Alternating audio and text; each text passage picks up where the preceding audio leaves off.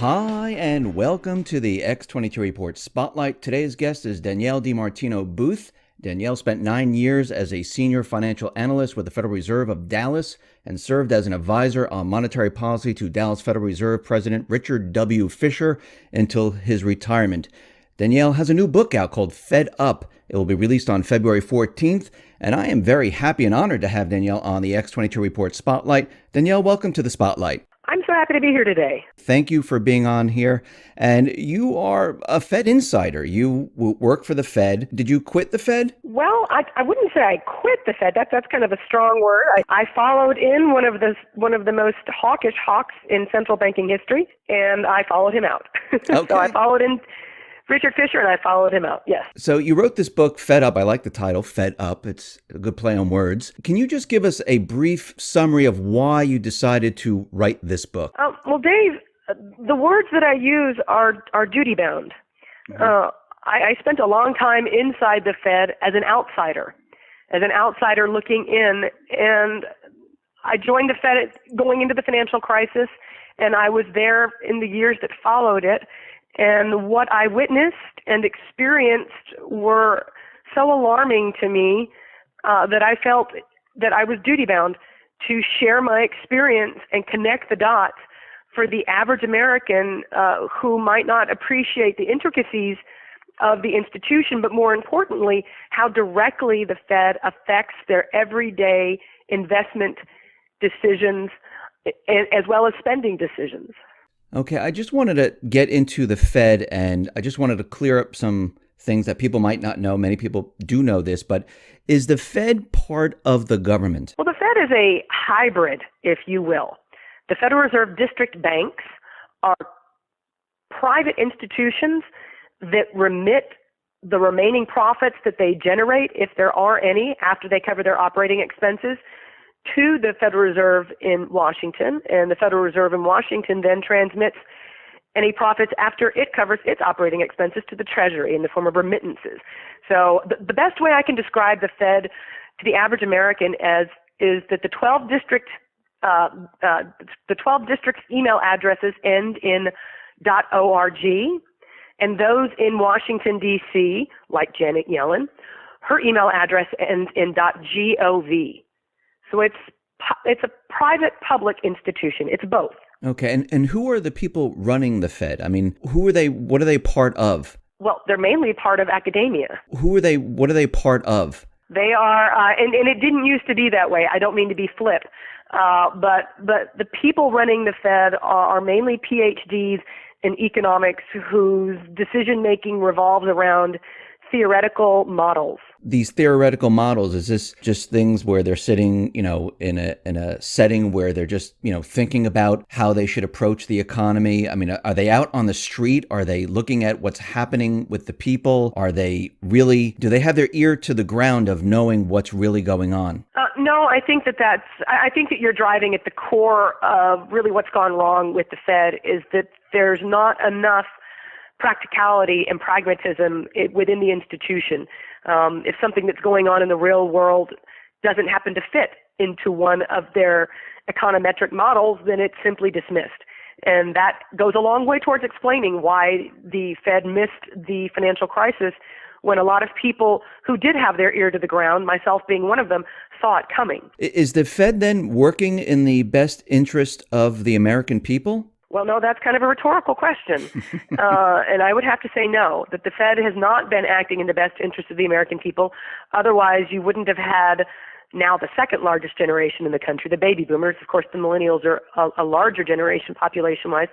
But you really wouldn't have abandoned the retiree class in this country with the specter of zero interest rates had the Fed truly had their best interests in mind. So with all this currency printing or creation, with QE, the Fed buying up the toxic real estate from the banks, is the Fed actually working for Wall Street then?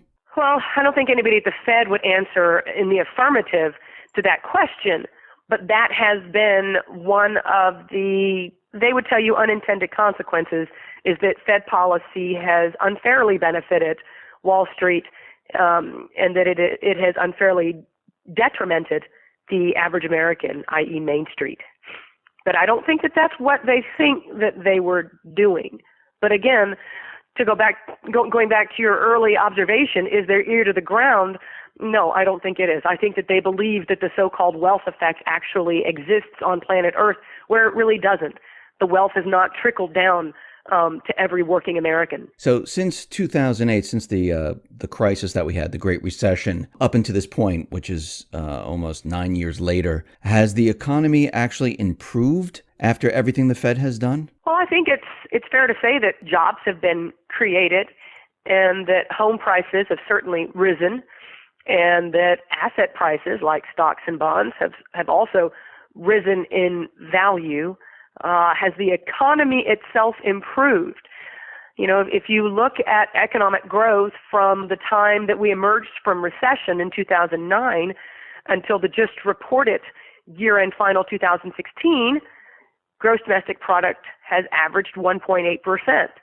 So I would have to say, no, the economy really has not improved. We're not technically in recession the way it's defined, but improved, I think, is something of a stretch, given this is the most anemic economic growth we've seen in the post-World War II era. You talked about jobs, and there's a lot of individuals that look at the job numbers, and they're saying that these job numbers aren't really reflecting the actual people at work, because they're saying a lot of jobs went from full-time to part-time. A lot of people are out of the labor force, but they still want a job. And when Trump was actually campaigning, a lot of people looked at this and said, you know, he's right. There's a lot of people out of work and people aren't working right now. Does the Fed actually see this as a problem, or do they feel that the labor market is strong? Unfortunately, I think that they believe that the unemployment rate that is reported every month in the headlines is indicative of success on their part. But by the same token, I think that they recognize that the labor force participation rate, or the flip side of it is the employment to population ratio, is certainly not what would indicate a robust and strong jobs market, which is why they continue to keep interest rates as low as they are, hoping that this tool will help create more jobs. But this far into, again, a very anemic recovery, you would have to start to observe that they're using the wrong tool, that it is not and should not be the onus of the Federal Reserve to induce strong job recovery that produced strong wages and incomes. Now, the Fed has been talking about interest rates, raising interest rates. They said last year they were going to raise interest rates, maybe 3 times during the year. They only did it once. And now in 2017, they have said they're going to raise interest rates once again. From working with the Fed and seeing what's out there, do you believe that they will be raising interest rates 3 times this year? Well, they're going to have to get started when the market does not expect for them to get started. They were a bit more dovish than what was anticipated coming right out of the gate with their first statement on February the 1st. And so the market at that point reduced its expectations for rising interest rates at the upcoming March meeting. So the Federal Reserve only tends to raise interest rates if there's a press conference that follows the decision. That leaves them with 4 opportunities in 2017. They'll really have to change the perception of an interest rate increase in March in order to even begin fulfilling that commitment of 3 times. If they don't raise interest rates in March, that means that they'll have to raise at the other 3 meetings where there's a press conference that follows, which kind of backs them into a corner in the same spirit that they were backed into a corner in 2016 and had to renege on their hawkishness. The Fed is continually out there, and I see the minutes, and they say that the economy is doing well. You've worked for the Fed, and you saw what was coming up in the 2008 crisis. When you look today, do you see that we're headed towards another crisis? I try and keep a positive outlook. I would say that American banks are not as capital constrained or as weak as they were going into 2008, because there has been some repair that's gone on those balance sheets. But by the same token, we don't know how interconnected we are on a global basis, in the aftermath of all of this quantitative easing, other global banks blowing out their balance sheets in the same way that we have here at the Federal Reserve in the United States. And asset valuations are more stretched than they were, maybe not in residential real estate, but that's certainly the case in commercial real estate and in the bond market. And the stock market is almost at its peak overvaluation levels as well. So will the financial crisis that's to come look the same as that which arrived in '08 and '09? Probably not. But that doesn't mean that there won't be a substantial amount of wealth lost going forward when these different and multiple bubbles do eventually implode under their own weight.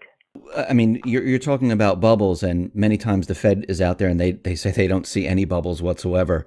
So you actually see bubbles in the market, in real estate, and maybe auto and student loans. Do you actually see bubbles? I mean, bubbles is a word that is just overused. But if you look at, for example, consumer credit in the United States, because you just said auto loans and student loans. Mm-hmm. Right now, it's almost 20% of economic output, consumer credit, outside of mortgages. That's 2 percentage points above where it was at its former peak in 2008. So households are definitely more stretched than they have been. Again, maybe not in mortgages. But when you add up some of the default rates that we're seeing in FHA mortgages, which is really the only way for households with stretched budgets to make low down payments on mortgages and get into a home. If you look at the default rate there, about 4%. If you look at the default rate on student loans, about 11%. If you look at the default rate on subprime auto loans, about the losses are running at about 8%. Sorry, I don't have that default figure at the top of my head. But you are seeing stresses emanate from the household sector, which tells you that the size of the debt has grown to be much too large. Bubbles, we usually talk about bubbles in asset classes. And is the bond market in a bubble? I would have to say that that's the case because of the $3 trillion in global losses suffered just in the few weeks that followed the election because the bond market took a step back.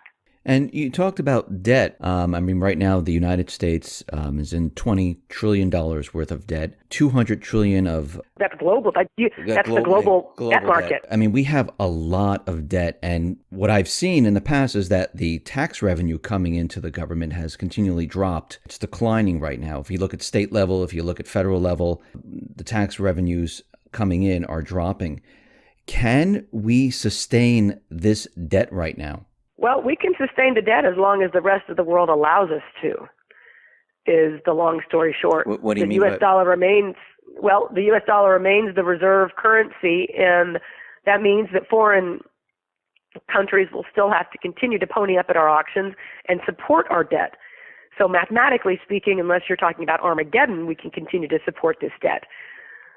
That being said, you're right. The budget does not work. And towards the end of last year, we were put on notice as a country because our deficit started to rise as well. So if interest rates rise at any kind of an appreciable rate, the debt service of the country will quickly engulf the budget, and we will have serious problems. And I worry about the ability to service the U.S. debt. I worry about the ability of corporations to service their record debt levels. If you look at non-financial corporations, and again, I go back to households as well, who have tacked on enormous amounts of debt over the past few years, and they could seriously not afford interest rates to rise against that backdrop. If we cannot service the debt, if that point ever comes, what do you see happening in the economy then? Well, these are questions that are very difficult to answer, right? The last time something like this happened, China wasn't a global superpower, and you're talking about 1913-14 and the years that led up to the Great Depression. That's what happens when countries can't service debt. You end up with currency wars and trade wars that followed by wars. And that's what happens. That's why there's a tremendous amount of anger, which is one of the reasons I wrote the book, because the average American can't figure out why they can't get ahead. Well, they can't get ahead because the culture inside the Federal Reserve has been one that has promoted debt creation at the expense of long-lasting prosperity. And that's not something that can continue indefinitely without serious consequences. I would never bring up the whole idea of war, as in warfare, related to an economy, if it wasn't that serious. But I think that it can become that serious over time, especially if other global economies have to engage themselves to try and keep their economies afloat, which ends up creating tensions across global lines. Former Senator Ron Paul and now Senator Rand Paul and other senators, they're pushing a bill to audit the Fed. And it seems like the Fed continually fights this. They don't want to be audited. What are they so afraid of? What are they worried about if they are audited? Well, I don't think that the Fed wants anybody to question the way that they make monetary policy. They're very protective of that, which is understandable. We need an independent central bank. I disagree with the senators on the idea that we should end the Fed. I wouldn't want the banking system to run off into the sunset completely unregulated.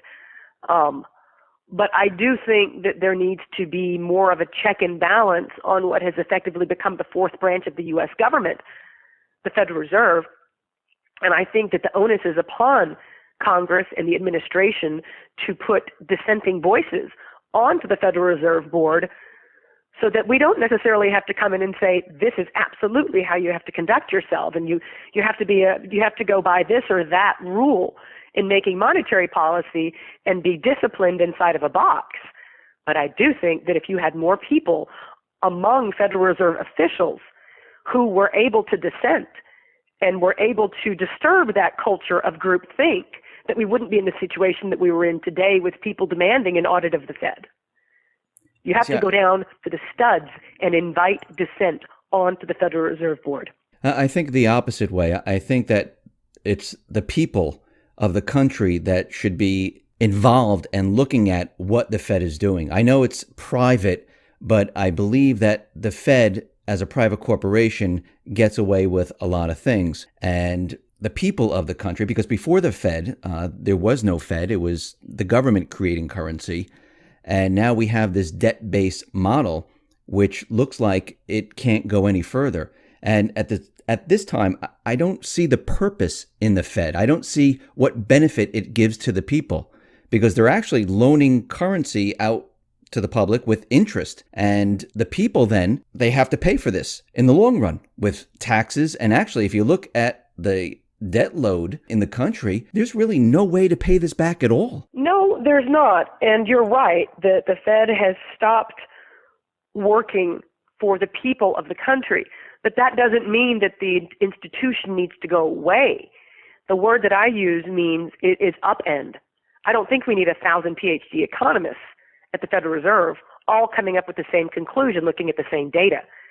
I think that the budget, in terms of the research budget at the Fed, needs to be slashed, and that the budget in terms of supervising the banks needs to be greatly increased so that we can stay one step ahead of those on Wall Street who are creating securities and assets that make specifically to get around the regulators and stay one step in front of the Fed.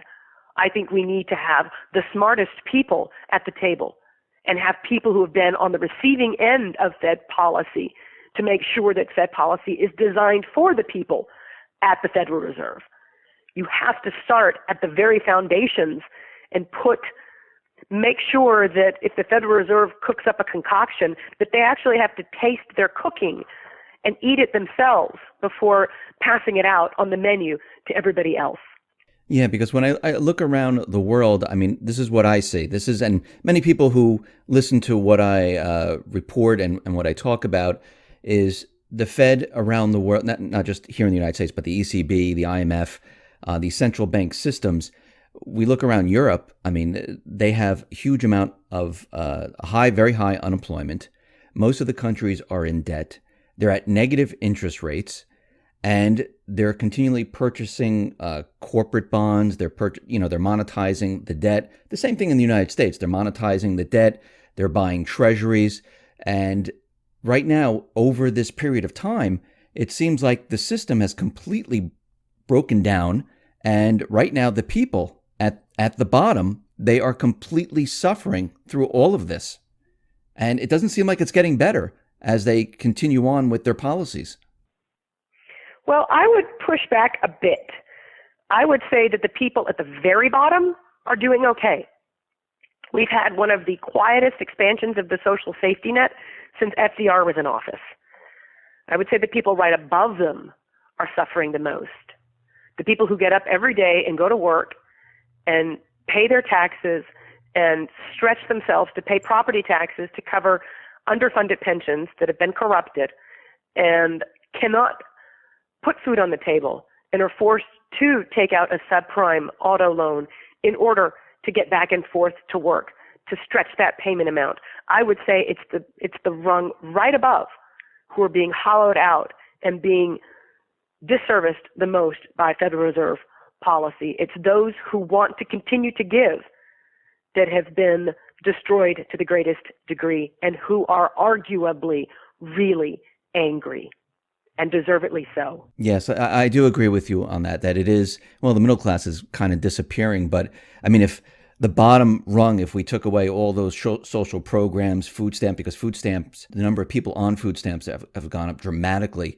If the government couldn't pay for that anymore, it would be pretty much almost everyone except for the very wealthy that would be suffering right now.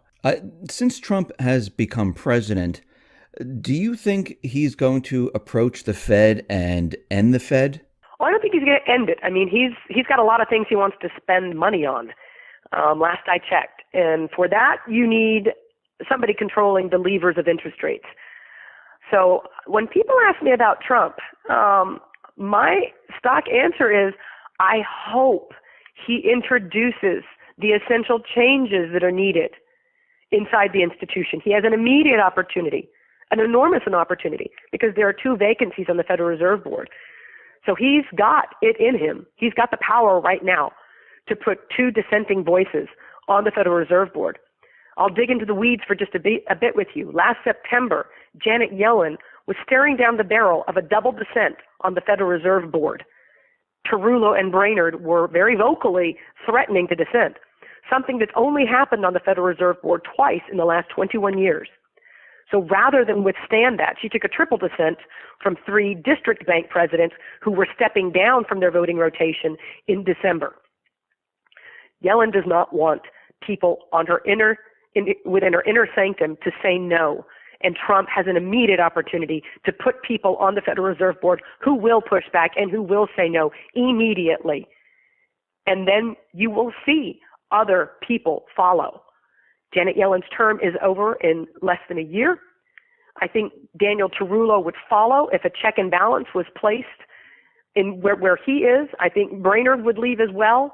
And Stanley Fischer's term is due up, the vice chair of the Federal Reserve Board, in June. You're talking about 6 of the 7 seats on the Federal Reserve Board that are there for the picking for President Trump to fill and completely revolutionize and change the face of that organization. So, I mean, I said end the Fed. What happens if he decides to get rid of the private part, but the privacy of the Fed, to open it up and the government actually take control of the Fed? Do you think he'll make that move? Well, I hope he's a wise enough soul to understand the last thing we need is a bunch of politicians running the Fed.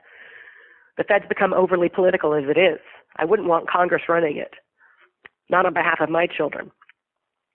Okay, He's because obviously been a voice of independence and reason, bringing in complete outsiders. So I would hope that he would not invite the fox into the henhouse of the Fed. I mean, I differ in that because the Constitution, when it was created, and when we look at coining money, there was no Fed. I mean, Andrew Jackson ran on the platform of removing I think it was the Second Bank of America. It was a central type of bank at that time, and I think we've come to this point in time in our country where many things need to change. And personally, I think one of them is the central bank, which is the Fed, where it needs to have a complete overhaul, or actually just completely remove it. Because I really still do not see a benefit of a private corporation creating currency out of thin air and attaching interest on it and loaning it to the government, where it then filters down to the people and puts people into further and further debt. Well, I think we're agreeing to disagree here because you're talking about the way the Fed operates today as being broken. And in that sense, I would say absolutely, it needs to be fixed. It needs to be re-engineered. It needs to be recreated. You need to go down to the studs. So in that we agree. If we got rid of our central bank, I think China would throw a huge party because they know that our financial system is global. And if we had anarchy inside of our banking system, then they would be that one step closer to having their currency be the reserve currency and overtaking our economy and becoming the largest economy in the world. We have to understand that we are interconnected in our global financial system, and that is not a bell you can unring, which means you have to be in it to win it. And again, I say it one more time, take the Federal Reserve down to the studs. We are not a country anymore that we were in 1913. You don't need to have all of the decision-making centralized in New York and in Washington. You need to decentralize it and put the powers inside of the districts where we have economic growth and make sure that every Federal Reserve district president has a permanent vote going forward. Again, so you distill that power base that has become so politicized in Washington, D.C. Danielle, you mentioned the dollar being the reserve currency. There are many out there calling for a different reserve currency where they're saying maybe the SDR. We see problems in the Middle East where we had the petrodollar, where these countries were using the dollar to pay for oil purchases. And that seems to be eroding away right now. And we see right now that there are many out there saying that, yeah, the dollar, it's not going to be the reserve currency anymore, that there are replacements that are ready to take over. Do you see that at all? Well, given the debt load of the country, I think if there was a viable alternative, we would already be there. But the infrastructure to have some kind of a hybrid or a basket of currencies replace it, or a Bitcoin coin, for example, replace it, we simply don't have a payment system in place globally that would withstand that. If we did, I think we would be much more vulnerable. If we go out 10 years from now and don't enact the changes that are required, I think China steps into that breach and replaces the dollar. And then we're truly in the soup. What are we going to do what are we going to tell our grandchildren then? Yeah, I mean, everything would completely change and our way of life will completely change at that point. And what we're seeing, I mean, you mentioned China, because China and Russia, they have almost kind of duplicated everything here in the United States. They created a payment system. They created very similar markets, the gold exchange, the Shanghai Gold Exchange. And it looks like they're kind of duplicating what we have here, maybe to set up them or, China or Russia or whatever to be the reserve currency of the world. I don't know if you see that or you heard about. Well, I think that the groundwork has been laid, but again, China's got all of 4% of the global payment system. On a practical level, it doesn't work. But over time, again, these are not changes that I'm talking about needing to be made over the next 8 years. I think these are immediate changes that have to be effected immediately. Because, as you mentioned, they've at least followed us in principle, if not in practice, and laid the groundwork for them to one day take over. And the longer we wait, the more vulnerable we become to that becoming an eventuality. Neither of them have strong enough banking systems, resources, or economies to take over the United States at this point. It's just not it's not a reality that can come to pass anytime soon. China's banking system is largely known to be insolvent, and the corruption in Russia prevents them from being a true viable alternative. But again, you never know what tomorrow holds if the anger that is at the core of the global inequality divide continues to simmer and is left unchecked. And I go back to what I said earlier. You begin to lay the foundations for world war, because that's what happens when economic strife is allowed to continue to fester under the surface, and the anger continues to build, not just among Americans who were called the deplorables, but among the world's quote-unquote deplorables who work hard every day. I hate to look into the future and see that as a possibility, but to your point, all 4 of my children have been taking Mandarin since they were 4 years old. the best defense is a good offense. Danielle, I really appreciate you coming on the X22 Report Spotlight. Once again, how can people find your book and how can they purchase it? Well, first of all, follow me on Twitter, if you will, at DiMartino Booth. I talk about the same subjects you and I have discussed every day, 24/7. And sign up for my newsletter at www.dimartinobooth.com and go on Amazon, go on barnesandnoble.com, go on IndieBooks, step into your bookstore. My book's out on Valentine's Day. Go buy the book, read it, give it to your mother, give it to your children, pass it out widely so that people can understand that it's possible to forge a pathway forward for the Federal Reserve and for our economy's future. Danielle, thank you very much for being on the Spotlight once again. I really do appreciate it. Thank you very much. Thank you so much for your time. Thank you.